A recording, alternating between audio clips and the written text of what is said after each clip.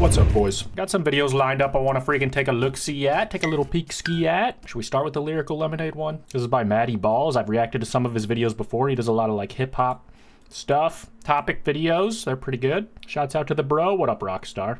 You need help?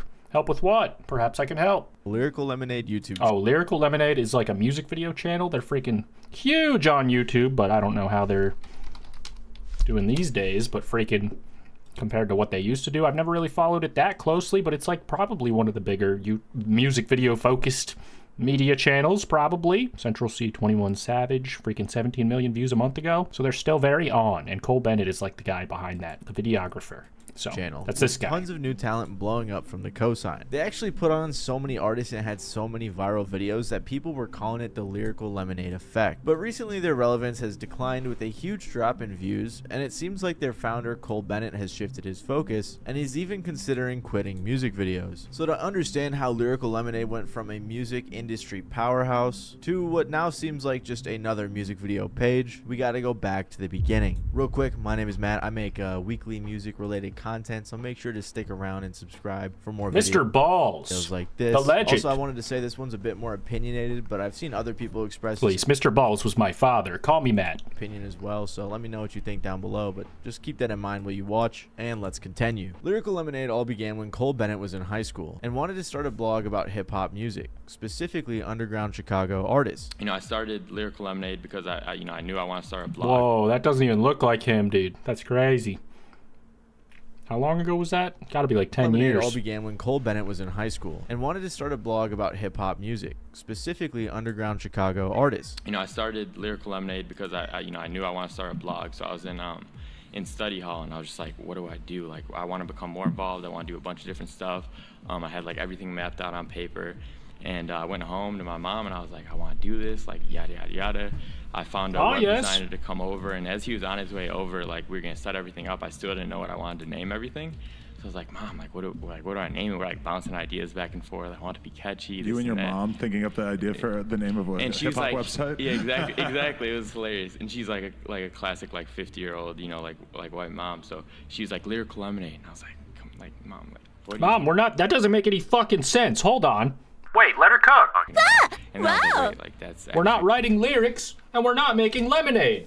I think they eventually did make Lyrical Lemonade brand lemonade, but that was way later and an afterthought. Shout out Mom, though. Aww. Sorry, I'm getting a little toasty in here, bud. Probably because I got the knit cap on. Stewie Griffin, lick my nuts. Really? You're gonna wear the knit cap inside? Yes. You got the wool cap on, huh? Live in Minnesota. It's freezing. Shut up. Like, that's perfect. His mom came up with the name Lyrical Lemonade, and he set up the website. He then started driving to Chicago all the time to shoot music videos, and after making a bunch of connections, decided to also I have over 100k subs on YouTube. I'm trying to get a silver play button, and YouTube says you can't get one because you post spam. Do you? That's kind of fucked. Perhaps you could change the error of your ways or something. I see you have a lot of videos. Nothing wrong with that. That doesn't mean anything particular. Is this like your content or like borrowed stuff? And I mean borrowed by like stolen. That might be the problem. I would say post more original stuff and then they'll forgive you with time, I think. I mean, I don't work there also, but yeah. Also start throwing concerts. Cole said, when I started doing videos, it was really like the second layer of Lyrical Lemonade. The first layer was the blog. I loved writing and covering new local talent that wasn't being covered. You know, I started throwing shows. I started doing more music videos. I started expanding. What the What is he doing? He's out of here. And after I graduated high school, I moved right to the city. Went to DePaul University, and just, you know, from there I just, you know, made connections, and after class. Back to Mabs 4 and 5. I could be down. Every day, you know, whenever I had free time, I was just, you know, doing whatever I could. Eventually, he booked Uzi and had a huge show, which really showed that he was stepping outside of just local Chicago acts. On top of that, as Cole was growing his brand, he began to work with bigger and bigger artists. He met Famous Dex, and they locked in for a music video, which was actually Cole's first video to hit 1 million views on YouTube, and it is now sitting over 20 million views. Yeah, after that, it was to the moon, and Lyrical Lemonade started connecting with tons of artists all over the country. Cole, as a newer videographer, had limited connections, so it's not like he was working working with a bunch of huge artists right out the gate, the main focus of Lyrical Lemonade seemed to be working with bubbling talent and promoting them on the platform. Of course, as Lyrical Lemonade grew, they got the opportunity to work with bigger and bigger artists, and by like 2017, Lyrical Lemonade was pretty established as a dominant platform in the music industry. Let's talk about Lyrical Lemonade. Explain what this is to those who might not fully comprehend. So Lyrical Lemonade is it's based in... So it's like my juice brand. I'm selling juice. Bro's drinking a Bud Light and also is like 16 years old. Kind of crazy. I imagine he's not, but he looks very young. Chicago, but we're kind of like trying to, expand on that. It's a event coordination blog. It's a we do the music. It's freaking video. crazy because I used to watch No Jumper like during this era with goddamn robesmen and freaking they're in like the back of the bike shop and shit. I've been watching this channel for a long time and I don't even necessarily know that I love what they do or anything. I just have always been tapped in. So I guess that says something. What is Loomis up to? Videos, What's he everything. doing, So it's man? like we have a clothing line. It's like a bunch of different avenues all under like one brand name. And I've done a lot of shows in Chicago. I put on Uzi's first show in Chicago. I have Cardi coming in February. Like I said, I do the music videos. Bro, thinking Cardi. The clothing, just a lot of different stuff. But essentially, it's just like a What's going on in there? Loomis, what's going on? What's going on? Someone's taking a shower, so the pipes are making a sound. That's what's going on. So, just in case you guys were worried. platform Loomis is. that's just like meant for.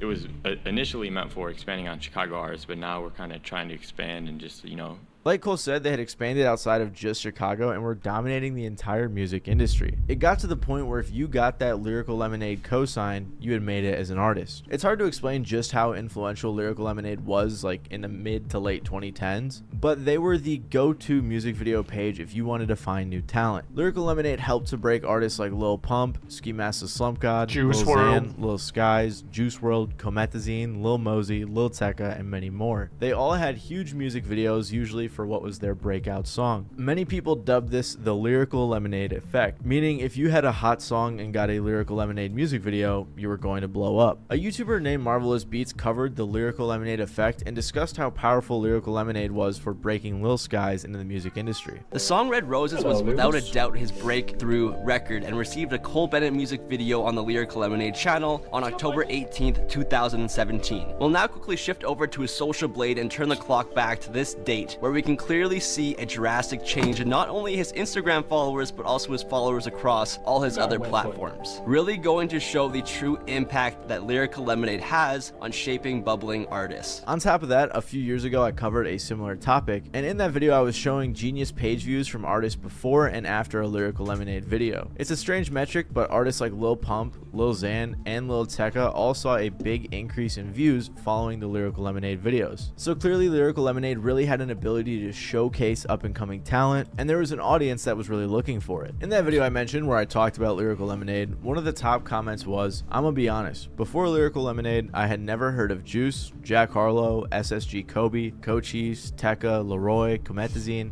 and there's probably more that I most likely forgot I discovered through Cole." Okay, so Cole's the GOAT, best music video director in the game, best to ever do it. So what happened, dude? They just kept doing it?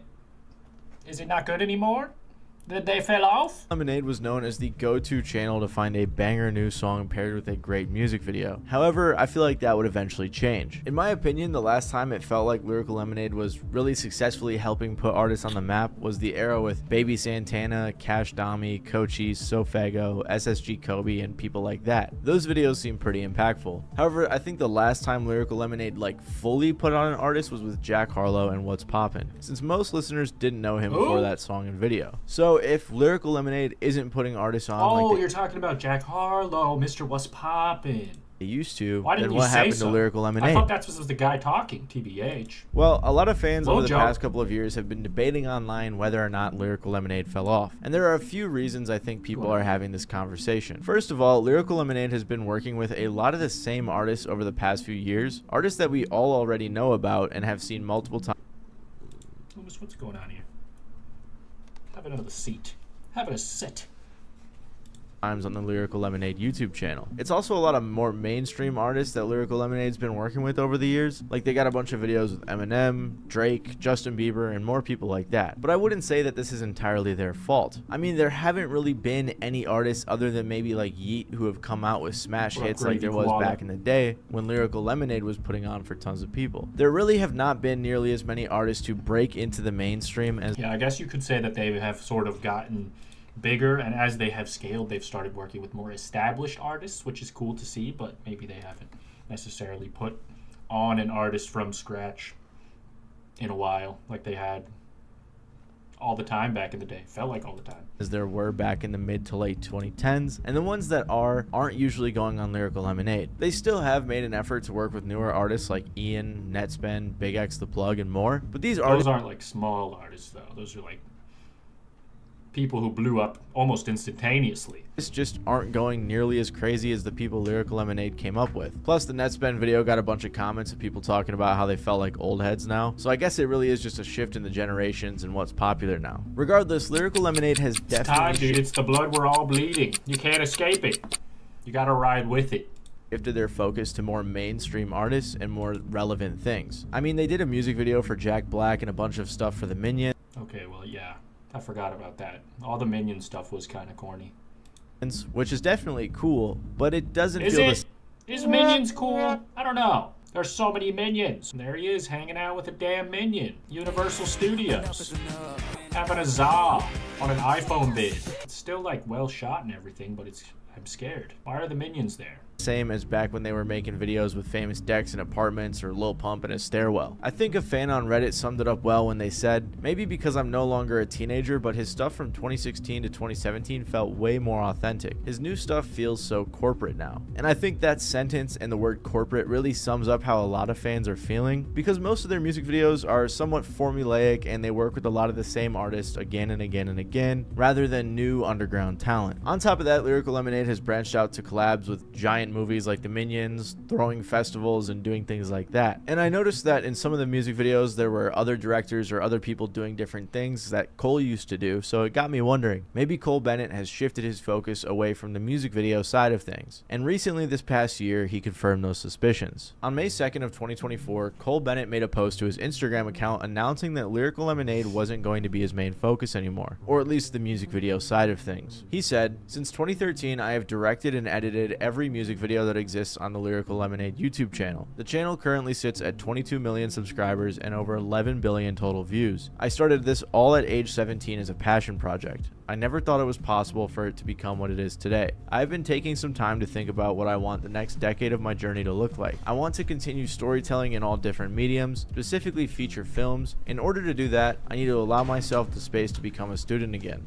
I have so much to learn. I also feel I have much to give. I want to pass on my resources and my experience to the next generation of Lyrical Lemonade music video directors. We are building a home for aspiring creatives to flourish. The first director we are welcoming in is one with a bright mind and a sharp eye. I will still personally be directing music videos as well, but just a select few a year. I promise to make them very special. Thank you for joining me on this adventure. Let's keep the story going." So clearly, new underground talent and killer music videos is not the main focus for Cole Bennett anymore. However, the new directors he brings on may breathe more life into the platform. When the last underground scene was coming up with artists like Yeet, there were a bunch of other music video platforms like Mosh Pit or Kids Take Over that were really pushing the envelope and putting on for underground artists. And maybe Cole plans on recruiting some of those directors. Don't get me wrong, Lyrical Lemonade is still a really cool platform, and obviously they didn't fall off. They throw amazing festivals every year that clearly have a lot of effort put into them. I mean, they had their own video village with mini sets from iconic videos. That's pretty sick. They have really cool merch, and they have their own lemonade, and they even put out their own album recently. Although, why is it such a sad ending, dude? It seems like they're doing great,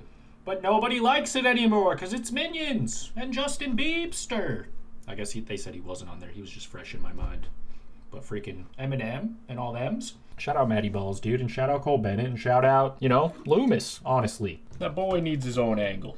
He's going to bed. He's tired of listening to me.